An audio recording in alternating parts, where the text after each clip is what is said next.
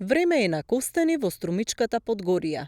Вреки со овој вкусен шумски плод се симнуваат од падините на Беласица. Токму во подножјето, на целата, има големи дрвја чии крошни се натежнати и од тука може да собира секој што има време и желба. Жителите на Смоларе велат дека годинава родот бил добар и има доста костени. Да ти кажам, не одам, а човеците се убират. Да, Има костени? има. Имам, а сите села јат и собират. Па и. Вие собиравте ли? И јас само за дома собрах 30 кила, знаех, еден не собрах повеќе, не ми треба. Иначе има откупе, ности по пазаре. Костенот се користи за директна консумација, но од него се произведуваат и многу други производи како мед, брашно, сладко. Смоларскиот костен е надалеку познат производ по својот квалитет. Оштвен што доаѓаат граѓани да собираат отпадините на Беласица, голема побарувачка имаше и на пазарите, но и интерес за откуп од фармацевските компании. Секоја година токму во овој период Смоларе е местото каде се слави костенот.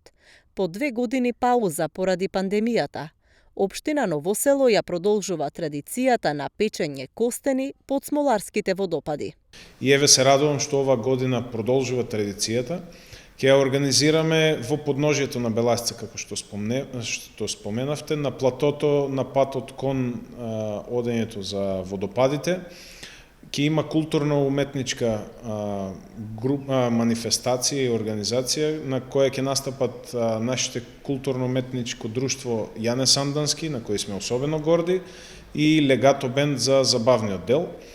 Манифестацијата е секоја година со топли костени, да се почувствува атмосферата на нашето поднебје и да го промовираме, како што споменавте, нашиот традиционален смоларски костен, кој е особено застапен како во Смолари, така и во останатите населени места во подножјето на Беласица. Костеновите дрвја имаат голем век на траење. Растат помеѓу 25 и 30 метри и живеат околу 500 години. Покрај што се користат за консумација, мощно квалитетно е и костеновото дрво кое има широка примена во дрвната индустрија.